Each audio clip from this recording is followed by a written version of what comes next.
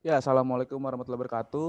Baik lagi sama saya Alexander Donovan dengan NIM belakang 231 dari Rombel Akuntansi D 2019. Kita sekarang udah masuk di proyek 5. Proyek 5 dan 6 lebih tepatnya. Ini udah jadi video terakhir sih dari tugas dari maksud saya ini bakal jadi video terakhir saya di sini soalnya babnya udah habis. Jadi teman-teman diharapkan memperhatikan presentasi saya yang terakhir ini biar jelas. Oke. Ya, langsung aja teman-teman ya. Sekarang kita masuk di proyek 5, formulir pembelian buku web HTML. Lalu materi pertama ada membuat formulir. Yang pertama itu ada field text, itu di mana pengguna mengetikkan sebaris data. Lalu yang kedua ada menu drop down, mengkombinasikan jawaban yang akan ditanyakan dalam tempat kecil di halaman. Lalu yang ketiga ada tombol radio, itu menampilkan semua pilihan kepada pengguna dengan satu tayangan. Lalu yang keempat ada checkbox, itu di mana pengguna dapat memilih satu atau lebih pilihan. Lalu yang terakhir ada kotak teks, itu untuk mengisi komentar. Lalu di sini ada tag-tag dalam membuat web. Yang pertama ada HTML, itu adalah salah satu syarat untuk membuat web dan untuk mendefinisikan root dari suatu dokumen. Lalu yang kedua ada head, untuk memberikan informasi tentang dokumen tersebut. Lalu yang ketiga ada body, itu untuk menentukan bagaimana isi suatu dokumen yang ditampilkan di web browsernya. Isi dokumen tersebut dapat berupa teks, lalu ada gambar juga, ada animasi, ada link, dan seterusnya. Lalu di sini ada bagian-bagian HTML. Jadi di depannya itu ada slash-nya ya teman-teman ya. Jadi tag slash HTML. Tag-tag dalam membuat web. Yang pertama ada TR, itu adalah jarak atau memisahkan jarak atas dengan bawah. Lalu yang kedua ada TD, itu pembuat kolom pada tabel. Lalu yang ketiga ada bold atau B, itu menebalkan huruf. Lalu yang keempat ada italic atau memiringkan huruf. Selanjutnya ada U, underline, itu menggarisbawahi huruf. Lalu ada table juga, pembuat table pada halaman web. Lalu ada P, pembuat paragraf. Terus ada input yang mendefinisikan bentuk pemasukan pada form. Lalu ada font, itu mendefinisikan jenis font, warna, dan ukuran untuk teks. Lalu ada form juga, mendefinisikan sebuah form HTML untuk input form. Itu ada. Lalu ada select untuk menampilkan beberapa option pilihan dalam menu drop down. Lalu ada option untuk menandai masing-masing pilihan yang akan ditampilkan dalam menu drop down. Lalu ada hyperlink, itu untuk membuka link ke halaman selanjutnya. Lalu ada href, itu untuk membuat link ke halaman lain atau ke bagian lain dari halaman. Nah, di sini ada contoh kotak teks dan area teks. Lalu di sini ada contoh tombol radio dan checkbox. Yang di atas itu tombol radio, yang di bawah itu checkbox. Nah, di sini kita udah masuk ke langkah membuat judul formulir. Jadi ini langkahnya, teman-teman, nanti akan jadi hasilnya kayak gini. Lalu di sini juga langkah menginput, ada langkah menginput, lalu ini ada hasilnya juga. Lalu di sini ada langkah-langkah membuat menu drop down.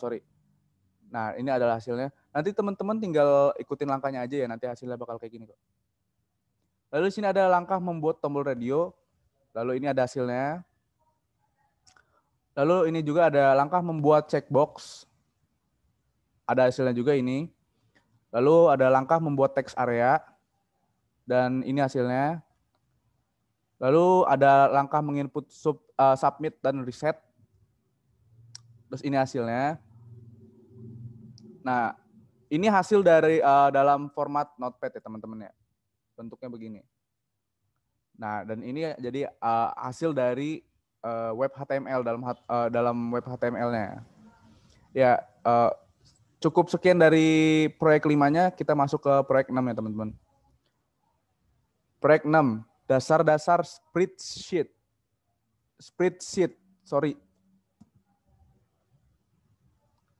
Contoh ini membuat sebuah faktur figur P6.1 menampilkan lembar data invoice, figur P6.2 menampilkan lembar data diskon. Lalu tab yang ditandai pada bagian bawah layar memberitahukan pada Anda lembar data mana yang sedang ditampilkan. Faktur ini berisikan 4 barang. Ada chair, table, lamp, dan pillow. Masing-masing barang memiliki harga unit. Dan sejumlah diskon ditampilkan berdasarkan masing-masing unit. Harga per unit dikurangi diskon. Dikalikan dengan jumlah unit yang sedang yang dipesan menghasilkan harga keseluruhan. Lalu harga keseluruhan dijumlahkan untuk menentukan total fakturnya. Jumlah ini yang harus dibayarkan pembeli bergantung pada kapan pembeli tersebut membayar faktur. Tanggal 7 bulan 4 2006. Format bulan tanggal tahun. Berarti bulan 7 tanggal 4 tahun 2006. Ini formatnya ya teman-teman. Format bulan, tanggal, dan tahun. Adalah tanggal saat faktur tersebut dihasilkan. Pada tanggal tersebut, pelanggan akan membayar jumlah total. Tetapi jika pelanggan menunggu 30 hari sebelum membayar, hingga bulan 8 tanggal 3 2006, jumlah yang dibayarkan adalah 101% dari jumlah total. Atau 2.228.33 dolar. Setelah 60 hari, jumlah yang terutang adalah 103% dari total. Sel-sel lembar kerja pada lembar data invoice diformat sedemikian rupa sehingga menarik secara visual. Sel-sel pada lembar data diskon telah dibiarkan pada format aslinya karena pengguna umumnya tidak melihat lembar data ini. Spreadsheet memiliki kelebihan dibandingkan program perhitungan sederhana, yaitu dapat digunakan untuk memberikan kapabilitas sistem informasi yang cukup rumit bagi perusahaan. Oleh karena itu, tampilan lembar kerja sebaiknya berbentuk formulir yang membantu pembuatan keputusan. Lalu mulailah membuat contoh ini dengan membuka program Excel. Perhatikan bahwa terdapat 3 tab lembar kerja. Pada bagian bawah layar itu ada di foto figur P6.3. Sheet 1, Sheet 2, dan Sheet 3. Kita hanya membutuhkan 2 lembar data untuk contoh. Dan kita ingin menamainya invoice dan discount. Klik tab Sheet 3 dan pilihlah perintah edit. Diikuti subperintah delete sheet dan bukan subperintah delete. Lembar data diskon. Isi lembar data diskon figur P6.2 akan dimasukkan pertama kali. Tujuan dari lembar data pada contoh ini akan menentukan jumlah 2 unit harga yang menentukan presentasi diskon. Pada contoh kita, jika jumlah harga unit lebih besar atau sama dengan $100, maka diskonnya adalah 15%. Harga yang lebih besar atau sama dengan $50 menghasilkan diskon 10%. Anda harus memasukkan nilai-nilai ke dalam sel seperti yang ditunjukkan dalam figur P6.2. Formula yang digunakan dalam lembar data invoice bergantung pada nilai-nilai pada sel-sel tertentu di lembar data diskon. Perhatikan bahwa nilai-nilai presentasi dibiarkan muncul sebagai 1 dan 15. Nilai tersebut belum diformat sebagai presentase dengan tanda persen. Jumlah dolar $50 dan $10 $10.00 telah diformat. Setelah mengetikkan nilai 50 dan 100 ke dalam sel-sel A3 dan A4, tandailah sel-sel tersebut dan pilihlah perintah format. Diikuti subperintah sel, maka layar pada figur P6.4 akan muncul. Pilihlah sebuah format mata uang dengan 2 desimal untuk mendapatkan format yang diinginkan bagi nilai-nilai ini. Lembar data faktur. Lembar data invoice jauh lebih rumit. Mulailah dengan membuat kolom cukup besar sehingga dapat menampung nilai dan judul faktur. Gunakan mouse untuk memilih kolom A hingga G, kemudian pilihlah perintah format, diikuti perintah column dan width. Sekarang Anda dapat memasukkan data di mana nilainya tidak akan melebihi ukuran sel. Anda harus memulai dengan memasukkan nilai data ke dalam sel-sel yang tidak membutuhkan perhitungan.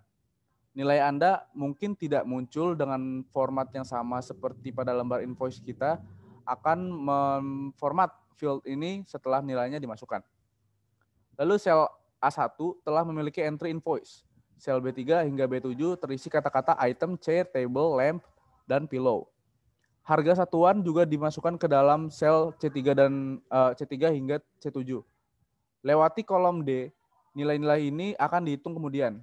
Dimasukkan unit ke dalam sel E3 hingga E7. Dimasukkan kata-kata diskon dalam sel D3, dan expected price dalam sel F3. Masukkan masing-masing total amount due dan date dalam sel G8, F10, dan G10. Lalu kita ingin meletakkan teks di tengah sel-sel A1 hingga G13. Sorot keseluruhan area dengan mengklik mouse pada sel A1 dan sambil memegang mouse tariklah kursor hingga sel G13. Lepaskanlah mouse atau keseluruhan area akan tersorot dan pilihlah format diikuti subperintah. Sel, pilihlah tab penjajaran atau alignment. Lembar data faktur lagi, masih yang lanjutan tadi. Satu-satunya pengecualian untuk peletakan di tengah adalah sel G8, di mana kata total muncul. Kata total harusnya sejajar dengan sisi kiri sel. Dengan menggunakan figur P6.4 sebagai panduan, formatlah sel C4 hingga C7 sebagai field mata uang dengan 2 desimal. Lalu formatlah sel D4 hingga D7 sebagai persentase tanpa desimal. Jumlah total sel F8 dan nilai-nilai pada amount due harus berbentuk mata uang dengan 2 desimal. Lalu diskon yang diberikan bergantung pada harga satuan dan nilai pada lembar data diskon. Ini adalah formula bersyarat yang mengharuskan pernyataan IF untuk menghasilkan suatu nilai. Biasanya pernyataan IF itu memberikan Excel bahwa suatu nilai akan ditempatkan di dalam sel berdasarkan syarat tertentu. Akan terdapat perbandingan seperti jika satu sel lebih besar dibandingkan dengan yang lain. Diikuti dengan nilai yang akan ditempatkan di dalam sel target jika perbandingan tersebut benar. Diikuti nilai yang akan ditempatkan pada sel tersebut jika perbandingan tidak benar. Pernyataan IF lebih rumit, karena jika perbandingan tidak benar, kita akan melakukan perbandingan yang kedua, dengan kata lain pernyataan IF yang kedua. Figur P6.7 menunjukkan pernyataan IF untuk sel D4. Lihatlah baris teratas dari lembar data di atas sel-sel. Jika nilai di dalam sel C4 lebih besar atau sama dengan nilai dalam lembar data diskon pada sel $A, $4, maka nilai lembar data diskon sel $B, $4 akan ditempatkan ke dalam sel.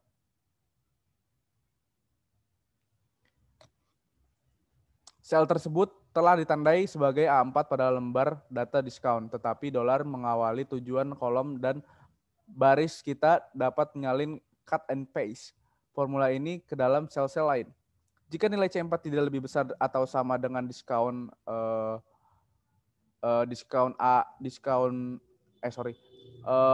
dolar A, $4, maka perbandingan lain dilakukan. Jika nilai dalam C4 lebih besar dari atau sama dengan diskon dolar A, $3, maka sel ini menjadi nilai dalam diskon dolar B, $3. Jika kedua perbandingan tidak benar, maka nilainya akan menjadi 0. Satu peringatan untuk pernyataan IF amat penting ketika dua atau lebih pernyataan tergabung dalam sebuah formula. Pernyataan IF akan berhenti ketika sebuah perbandingan benar. Kita harus mengambil nilai yang terbesar lebih dahulu. Misalkan saja harga per unit adalah $150. Jika formula tersebut membandingkan nilai tersebut dengan diskon dolar A, $3 terlebih dahulu, maka formula tersebut akan benar dan diskon sebesar 10% akan ditempatkan di D4 dan bukannya nilai sebenarnya yaitu 15%. Harga keseluruhan adalah per unit dikalikan dengan 1 dikurangi diskon dikalikan dengan jumlah untuk unit yang dibeli. Tanggal saat ini ditempatkan dalam sel G11 sebagai fungsi Excel sama dengan now tanpa tanda kutip. Sel G12 adalah sel G11 ditambah 30. Sel G13 adalah sel 311 ditambah 60. Tanggal diformat menjadi bulan, hari, tahun, tanpa jam, menit, ataupun detik yang ditampilkan. Figur P6.4 menampilkan layar di mana format untuk sel-sel ini akan terjadi. Set sel yang terakhir, F11 hingga G13 mencerminkan nilai waktu dari uang, time value of money, ketika membayar faktur. Jumlah yang harus dibayarkan hari ini dalam sel F11 adalah jumlah harga keseluruhan masukan sama dengan F8 ke dalam sel F11. Setelah 30 hari jumlah yang terutang adalah 101% dari total, setelah 60 hari jumlah yang terutang adalah 103% total. Masukkan sama dengan F8 bintang 1.01 ke dalam sel F12 dan sama dengan F8 bintang 1.03 ke dalam sel F13. Figur P6.8 menampilkan layar yang dihasilkan dari pemilihan perintah format diikuti perintah cells dan mengklik tab font. Anda dapat membuat judul kolom dalam huruf tebal atau mengubah ukuran font pada kata invoice dalam sel A1. Mengubah font dalam sel dapat membuat faktur ini lebih menarik untuk dilihat. Ya, sekian aja teman-teman dari saya untuk presentasi dari proyek 5 dan proyek 6. Oh ya, saya juga ingin meminta maaf apabila dari video awal saya sampai akhir video saya buat ini, mungkin ada emang kekurangan dalam presentasi saya, kayak bukan orang presentasi, mungkin kelihatannya lebih kayak ngobrol. Ya karena saya di sini cuman pengen mentransfer ilmu yang seadanya lewat ngobrolan, bukan lewat presentasi. Maksudnya lebih tidak formal kelihatannya daripada yang lain. Soalnya menurut saya dengan lebih saya presentasinya seperti itu, melakukan presentasi seperti itu, saya berpikir mungkin itu cara terbaik untuk mentransfer ilmu gitu. Soalnya emang lewat ngobrol tuh biasanya bisa jadi ilmu daripada presentasi. Biasanya karena saya mikirnya kalau presentasi terlalu formal, mungkin dari teman-temannya sendiri itu boring atau merasa apa sih ini orang. Jadi saya sendiri mengambil jalan presentase lebih ke ngobrol daripada ini. Jadi makanya ada aja hal-hal kayak hal-hal aneh di presentasi saya, mungkin karena saya ngomong tadi saya lebih ke ngobrol daripada lebih daripada presentase. Jadi mungkin banyak kesalahan juga, mungkin banyak ada kesalahan kata, mungkin juga bikin teman-teman malah bikin pusing, mungkin ya maaf. Jadi ya segitu aja sih teman-teman ya. Ya sekian dari saya, sampai jumpa teman-teman. Nanti kalau misalnya ada ketemu SIM lagi, ketemu Pak Yudo lagi, nanti kita bikin video lagi, presentasi lagi. Ya, sekian dari saya. Mohon maaf apabila ada kesalahan kata dari awal sampai akhir. Mungkin presentasi saya masih buruk, teman-teman bisa komen deh nanti apa kesalahan saya, nanti mungkin bisa saya jadiin acuan untuk perubahan saya dalam berpresentasi. Mungkin karena mungkin teman-teman kayak lebih formal dong, lebih apa, nanti saya akan coba. Kalau misalnya ada komen begitu nanti saya coba. Ya, sekian dari saya. Wassalamualaikum warahmatullahi wabarakatuh. Terima kasih teman-teman.